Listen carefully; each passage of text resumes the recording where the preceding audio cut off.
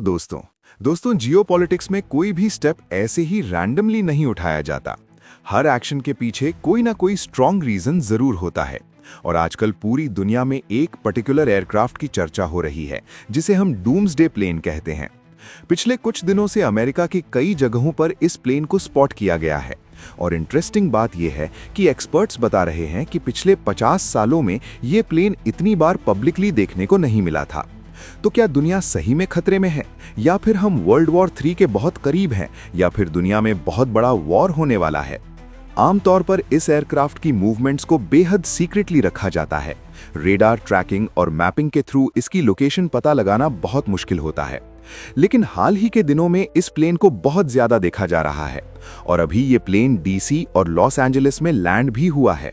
तो सबसे पहले आइए समझते हैं कि ये डूम्सडे प्लेन एक्चुअली है क्या। देखिए, टेक्निकली इसे बोइंग E-4B नाइट वॉच कहा जाता है।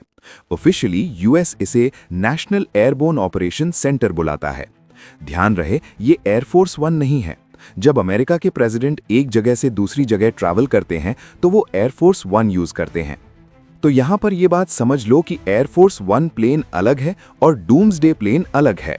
जैसा कि आप इस इमेज में देख सकते हैं, ये वाला जो प्लेन है ये एयरफोर्स 1 है और ये वाला जो प्लेन है ये डूम्सडे प्लेन है। और डूम्सडे प्लेन कोई रूटीन मिलिट्री ट्रांसपोर्ट प्लेन भी नहीं है। ये बेसिकली एक फ्लाइंग वॉर हेडक्वार्टर्स है और इसे स्पेसिफिकली डिजाइन किया गया है ताकि इमरजेंसी सिचुएशंस में जब अमेरिका पर बहुत बड़ा थ्रेट हो, जैसे अगर अमेरिका की कैपिटल वॉशिंगटन डीसी डिस्ट्रॉय हो जाए, न्यूक्लियर वॉर छिड़ जाए, तो उस केस में अमेरिका के प्रेसिडेंट और सीनियर ऑफिशियल्स इस प्लेन से गवर्नेंस कंटिन्यू कर सकें। और सबसे इंप्रेसिव बात यह है कि ये प्लेन कई दिनों तक हवा में रह सकता है। रिपोर्ट्स बताती हैं कि मिड एयर रिफ्यूलिंग के साथ ये 5 से 7 दिन तक एयरबॉर्न रह सकता है। और इमेजिन कीजिए, अगर अमेरिका पर न्यूक्लियर अटैक हो, लार्ज स्केल मिसाइल स्ट्राइक्स हो रहे हों, लीडरशिप पर डीकैपिटेशन स्ट्राइक यानी पूरी लीडरशिप को खत्म करने की कोशिश हो रही हो, इलेक्ट्रोमैग्नेटिक पल्स अटैक हो, साइबर और स्पेस बेस्ड डिसरप्शन हो, ground based command centres collapse हो जाएं, तो ऐसी सभी वर्स्ट केस सिनेरियोज में ये डूम्सडे प्लेन काम आता है। सिंपल टर्म्स में समझिए कि अगर अमेरिका की कैपिटल वॉशिंगटन खत्म हो जाता है तो ये एयरक्राफ्ट अपने आप में अमेरिका की कैपिटल की तरह फंक्शन करेगा। जो भी क्रिटिकल कमांड्स देनी होंगी वो इसी प्लेन से दी जाएंगी। तो आई होप आपको इतना समझ में आ गया होगा कि ग्राउंड पर चाहे पूरा अमेरिका खत्म हो जाए, पर हवा में इस प्लेन के अंदर अमेरिका के प्रेसिडेंट और जो भी हाई लेवल की जो ऑफिसर हैं वो हवा में उड़ते रहेंगे और अमेरिका पर कंट्रोल करते रहेंगे। युद्ध के टाइम पर जो भी कमांड देनी होगी वो इस प्लेन से दे पाएंगे। अब बात करते हैं इसकी कैपेबिलिटीज की।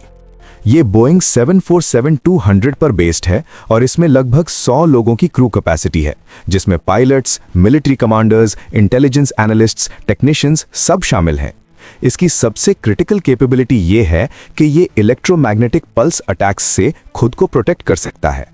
नॉर्मल प्लेन्स न्यूक्लियर एक्सप्लोजन के समय ऑपरेट नहीं कर पाएंगे, लेकिन ये प्लेन उस सिचुएशन में भी फुल्ली ऑपरेशनल रहेगा। कम्युनिकेशन सिस्टम्स की बात करें तो इस प्लेन में 60 से ज्यादा सैटेलाइट डिशेस और एंटेनास लगे हुए हैं। इसकी कैपेबिलिटी है कि ये nuclear submarines, strategic bombers, missile silos, NATO commands, space और साइबर कमांड्स सबसे कम्युनिकेट कर सकता है। बेसिकली ये इमरजेंसी एक्शन मैसेजेस ट्रांसमिट कर सकता है ताकि अगर प्रेसिडेंट को न्यूक्लियर वेपन्स लॉन्च करने हो तो वो इस एयरक्राफ्ट से पूरी मिलिट्री को गाइड कर सके। और इस प्लेन को फ्लाइंग पेंटागन भी कहा जाता है क्योंकि इसमें situation rooms, secure briefing halls, intelligence analysis centres, military command desks सब कुछ है। Pentagon, white house situation room, nuclear command authority, ये सब फैसिलिटीज एक एयरक्राफ्ट में अवेलेबल है। अब आते हैं मेन क्वेश्चन पर कि इसकी रीसेंट साइटिंग कितनी इंपॉर्टेंट है। नॉर्मली E-4B सिविलियंस को कभी देखने को नहीं मिलता। बेहद रेयर होता है कि आम लोग इसे देख पाएं। स्पेशली सिविलियन एयरपोर्ट्स पर तो इसे लाया ही नहीं जाता। लेकिन रिसेंटली क्या हुआ कि वॉशिंगटन डीसी में इसे स्पॉट किया गया और फिर लॉस एंजलिस इंटरनेशनल एयरपोर्ट पर भी ये लैंड हुआ, जो कि एक सिविलियन एयरपोर्ट है। रिपोर्ट्स में इसे 50 ईयर्स में रेयर साइटिंग बताया जा रहा है। ये विजिबिलिटी अनयूजुअल है क्योंकि इसका फ्लाइट पाथ हमेशा बेहद सीक्रेट रखा जाता है। नॉर्मली ये निब्रास्का स्टेट के ऑफट एयरफोर्स बेस से ऑपरेट करता है, लेकिन इस बार पब्लिक एक्सपोजर हुआ तो नेचुरली स्पेकुलेशन और पैनिक क्रिएट होने लगा। अब सवाल ये है कि ट्रंप ने इसे वॉशिंगटन के पास क्यों मूव किया होगा। स्ट्रेटेजिक एनालिस्ट्स का मानना है कि डोनाल्ड ट्रंप का ये डिसीजन मल्टी लेयर्ड है। एक तो ये गवर्नमेंट कंटिन्यूटी को एंश्योर करना है। मान लीजिए अगर अचानक ग्लोबल मिलिट्री एस्केलेशन हो जाए, कोई स्ट्रेटेजिक अनसर्टेनिटी आ जाए, अचानक कोई थ्रेट मटीरियलाइज हो जाए कि रशिया ने मिसाइल फायर कर दिया, तो अगर ये एयरक्राफ्ट वॉशिंगटन के नजदीक रहेगा तो प्रेसिडेंट, डिफेंस सेक्रेटरी सब कुछ मिनटों में इस एयरक्राफ्ट में बैठ सकेंगे, कोई डिले नहीं होगा। ये एक मेजर रीजन हो सकता है। दूसरा रीजन देखिए, दुनिया भर में अभी बहुत ज्यादा टेंशन चल रहा है। ये मूवमेंट कोइंसाइड करता है रशिया यूक्रेन वॉर के एस्केलेशन के साथ। आप देख रहे हैं कि रशिया यूक्रेन वॉर और तेजी से बढ़ रहा है। मिडिल ईस्ट में इंस्टेबिलिटी बढ़ रही है, ईरान में टेंशन्स हैं, वेनेजुएला का हाल आपने देखा, ग्लोबल हाइपरसोनिक मिसाइल्स डिप्लॉय किए जा रहे हैं। रिसेंटली मैंने आपको बताया था कि रशिया ने अपनी न्यूक्लियर केपेबल हाइपरसोनिक मिसाइल, जिसकी स्पीड साउंड से 10 गुना ज्यादा है, यानी मैक 10 वाली स्पीड, वो मिसाइल यूक्रेन पर लॉन्च कर दी। और सिर्फ यूक्रेन नहीं, नेटो कंट्री पोलैंड के बॉर्डर के नजदीक भी इसे लॉन्च किया गया। तो E4B का ये मूवमेंट क्या इंडिकेट करता है? ये स्ट्रेटेजिक अलर्टनेस इंडिकेट कर रहा है, पैनिक नहीं। अब सवाल ये है कि क्या ये इमिनेंट वॉर का साइन है? क्या कोई बड़ा वॉर होने वाला है? देखिए, अभी तो नहीं, लेकिन हाँ, अमेरिका क्लियरली विजिबल प्रिपेयर्डनेस की डॉक्ट्रिन फॉलो कर रहा है। बेसिकली अपने एडवर्सरीज को दिखा रहा है डिटरेंस के लिए। मैसेज ये है कि कोई भी एनिमी कंट्री मिसकैलकुलेशन ना करे। कोई ये ना सोचे कि अमेरिका वीक हो गया है।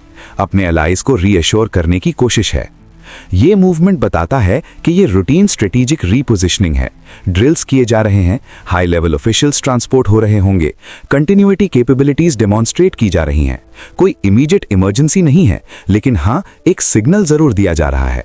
मैंने शुरुआत में कहा था ना कि जियोपॉलिटिक्स में कुछ भी रैंडमली नहीं होता।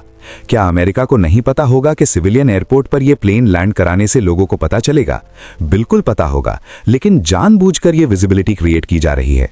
लॉस एंजलिस एयरपोर्ट पर इसे क्यों लैंड कराया गया, यह भी क्रूशियल है। हो सकता है रिफ्यूलिंग के लिए, मेंटेनेंस के लिए, सीनियर लीडरशिप को ट्रांसपोर्ट करने के लिए, ऑपरेशनल फ्लेक्सिबिलिटी ड्रिल्स के लिए। बेसिकली डेमोन्स्ट्रेट किया जा रहा है कि ये प्लेन अमेरिका में कहीं से भी ऑपरेट कर सकता है। स्ट्रेटेजिकली ये बताता है कि US government can operate from any place under any condition. अब बात करते हैं स्ट्रेटेजिक मैसेजिंग की। दुनिया के लिए क्या मैसेज है ये? अमेरिका के एडवर्सरीज जैसे चाइना, रशिया, उनको मैसेज है कि यूएस कमांड स्ट्रक्चर इनडिस्ट्रक्टेबल है, आप उसे खत्म नहीं कर पाओगे। लीडरशिप को भी अगर स्ट्राइक किया तो आप फेल हो जाओगे। न्यूक्लियर डिटरेंस क्रेडिबल बना रहेगा। वहीं यूएस के allies, European countries, NATO members को गारंटी दी जा रही है कि नेटो का कमांड कोलैप्स नहीं होगा। और डोमेस्टिक ऑडियंस को, अमेरिका के लोगों को प्रिपेयर्डनेस का सिग्नल दिया जा रहा है विदाउट क्रिएटिंग पब्लिक अलार्म। तो ये था डूम्सडे प्लेन का पूरा सिनेरियो। पिछले कुछ दिनों से जो चर्चा हो रही थी उसके बारे में अब आपको क्लियर पिक्चर मिल गई होगी। तो दोस्तों, अगर वीडियो पसंद आई तो चैनल को सब्सक्राइब जरूर कर लेना।